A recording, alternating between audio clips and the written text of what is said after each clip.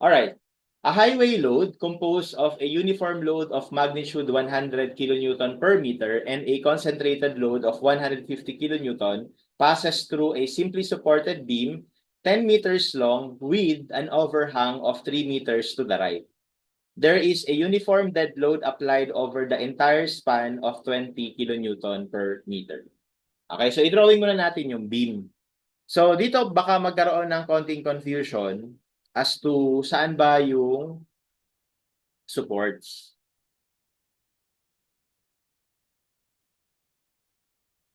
Okay, so sabi niya kasi meron ditong 3 meters na overhang. Okay? So ang tanong, ano to? 10 ba ito or 7? 'Di ba kasi pwede rin eh. Kasi sabi niya 10 meters ito, tapos may 3 na overhang. So pwedeng 7 to. O di kaya, pwede ang ibig niya sabihin ay 10 meters lang talaga yung simply supported, tapos magdagdag pa ng 3. Okay? So kaya ko to binabanggit kasi baka lang ganun yung baka lang kasi maging ang interpretation niyo sa actual board exam ay isa sa mga to. Halimbawa ito, yung interpretation mo. Tapos hindi mo mapalabas sa choices yung sagot. So baka mali yung intindi mo doon sa binanggit sa problem. Kaya baguhin mo, gawin mo 7, no? And then tignan mo kung yun ba ang ibig sabihin ni examiner. Okay? So for sure naman hindi niya ilalagay parehas kasi nakakalito nga naman yung problem statement, no? But anyway, sa case na to, ang ibig sabihin talaga diyan is ito ay 10 meters. Tapos meron kang dagdag na overhang na 3 meters. Na yun talaga yung ibig sabihin siya. Okay, so ito yung mga load. Meron tayong highway load or live load.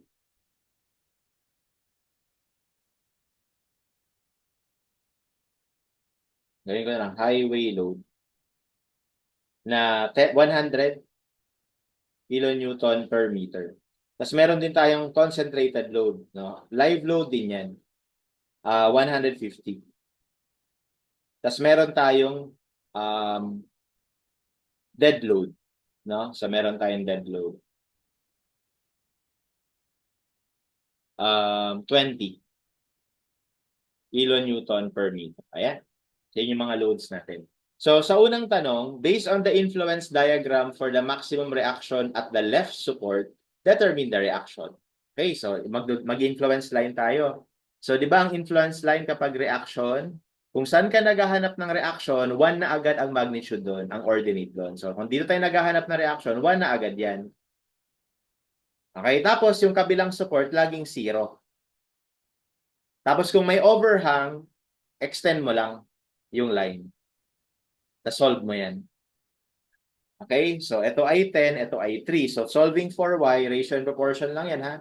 So, y over 3 is equal to 1 over 10. So, lumalabas yung y natin ay 0.3. Okay. So, ngayon, on this particular problem, kailangan natin mahanap yung maximum reaction. So, tandaan nyo guys, kapag dead load, wala kang option, wala kang choice. Ang dead load, palagi mong ilalagay yan sa entire span. Okay? Pero dun sa ibang mga load, yung highway load, tsaka yung live load, pwede mo yan ilipat-lipat. So in this scenario, ilalagay natin siya, syempre, tingnan nyo, ito kasi positive eh. Ito negative. So mas malaki yung positive. So ilalagay natin ngayon sa positive yung highway load. Okay? Para hindi siya mag-subtract. Kasi pag sinama mo to, mababawasan pa siya eh. Okay? And lastly, yung concentrated load, ilalagay natin dun sa maximum ordinate. And in this case, 1 lang naman yon. So dito ilalagay yung P. Ayan. So ganyan yung magiging itsura. So ngayon, kapag kinompute na natin ang reaction, reaction sa left support, that would be, unahin ko na yung live load, yung P live load which is 150, mumultiply lang natin nung ordinate.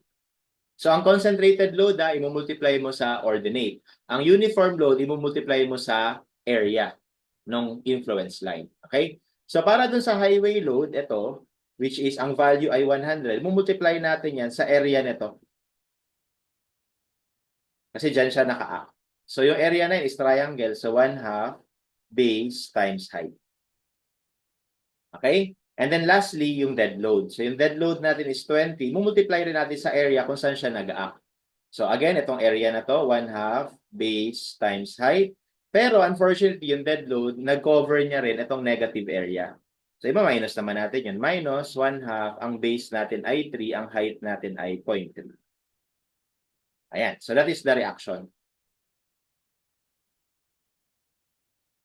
So 150 plus 100 times 1/2, 10 times 1 minus 20 times 1/2 times 10 times 1 minus 1/2 times 3 times 0.3.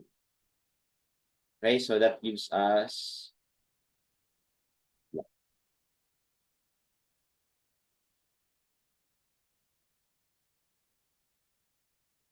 sorry, plus pala to. Plus.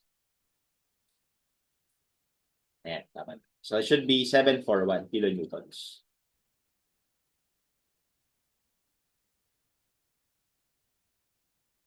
So the answer here is letter D. Next, based on the influence line diagram for the maximum shear at the midspan, determine the maximum negative shear. Okay, maximum negative shear. Okay, tingnan natin. So drawing ko lang ulit yung beam natin.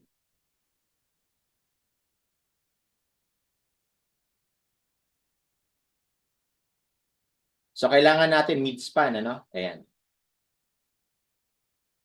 So this is 5 meters, 5, tapos 3. Okay, para naman sa shear, ang itsura ng influence diagram for shear ay palaging ganito, guys. From the support, lagi kang bababa doon, tapos lagi kang aangat dito, no?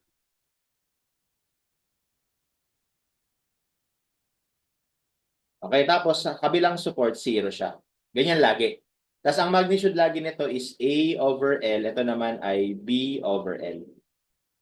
Ano yung AB? Ito yon. Kung gaano kalayo. Pero di ba ano lang naman to 5 and 5. So tigbo 1/2 lang. So 0.5. 0.5. Okay, kasi yung L natin dyan is yung 10, yung span. Tapos para dun sa overhang, i-extend mo lang to. Tapos once again, magsusolve tayo dyan ng ratio and proportion. Okay? So, anyway, solve muna natin yung z. So, z over 3 ay equal dito sa triangle na to, which is 0.5 over 5. So, lalabas lang ulit dyan yung z ay 0.3. Okay na. So, ito yung negative, ito yung positive, ito yung negative. So, anong kailangan? Maximum. So, sinabi niya naman maximum negative shear. Okay? So, again, yung dead load, wala tayong choice. Dito mo ilalagay yan sa lahat. Pero yung highway load, may choice tayo. So, lalagay lang sa negative. So, dito. Tsaka dito. And then yung concentrated load, lalagay mo sa highest ordinate, which is ito rin. So, ganyan yung scenario para ma-achieve yung maximum shear sa midspan. Okay, so let's compute. So, yung shear sa midspan ay equal sa, unahin ko na ulit yung concentrated load na 150. Ang ordinate niya ay ito, 0.5. So, kailangan ko kasi yung negative, no? Negative. So, negative ito. Okay, tapos, yung highway load naman, negative ulit. So, ang kukumbitin natin yung mga negative area. Yung highway load natin ay 100. Yung area nitong kaliwa ay 1/2 base times height. Okay, plus yung area nito nasa right side ay 1/2 base times height. And then plus yung dead load. So para sa dead load, lahat yan, no? Bali yung area na to, times, plus yung area nito. Pero guys, di ba para hindi humaba, di ba kapag kinumpit mo yung area nito tsaka ito, same lang. So magka-cancel lang actually to. No, negative, positive, magka-cancel lang itong dalawa. So maiiwan na lang kay dead load, ito na lang. Kaya para lang umikli, 1/2 base times height. Yan na lang. Okay? Kaya lang ito ay, tapos ito ay negative, no? So, negative yan lahat.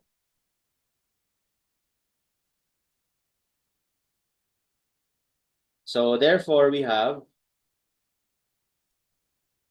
hindi ko nalalagay negative, negative naman lahat eh. So, 150 times 0.5 plus 100 times 0.5 times 5 times 0.5 plus 1/2 times 3 times 0.3 plus 20 times 1/2 times 3 times 0.3. So, that gives us 254.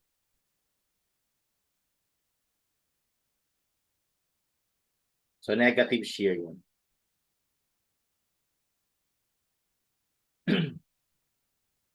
Next, based on the influence line diagram for the maximum moment at the midspan, determine the maximum positive moment.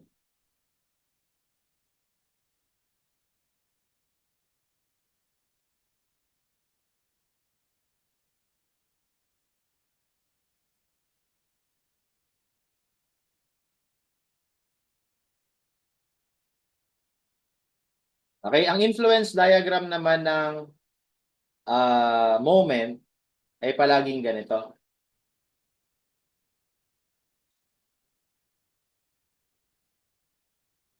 Wherein, ang magnitude nito palagi is AB over L. Which is, ito yung A, ito yung B. Pero dito, dahil nga yung A tsaka B, parehas lang naman 5, lumalabas yung AB over L natin ay 5 times 5 over, yung L mo yung total, yung 10. So, 2.5. And once again, extend mo lang to para makuha naman yung sa kabila.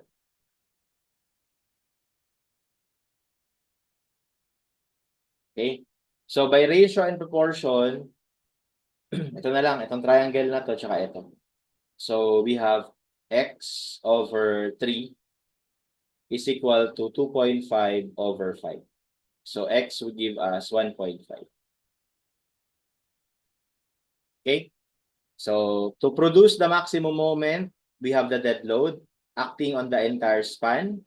And then, dahil ang kailangan ko, maximum positive moment, so sasadyain natin na sa positive areas lang dapat nandoon yung highway load, which is ito lang. Okay, tapos yung concentrated load, itatapat natin dun sa highest ordinate. Ito yun. So, dyan natin itatapat.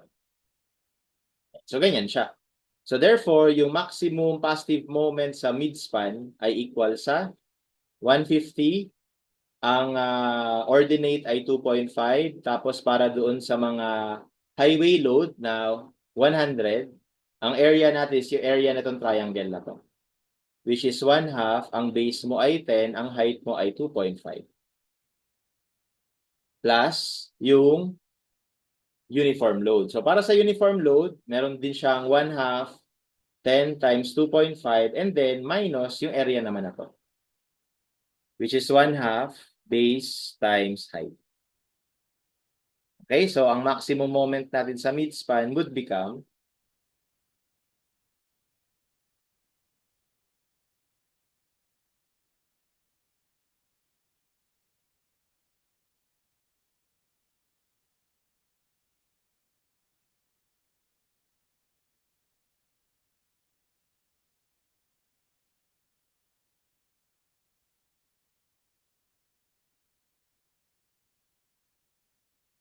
okay, 1,830.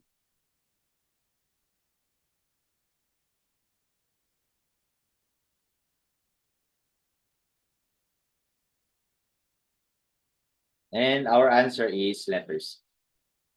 Okay, so that's how we solve this problem.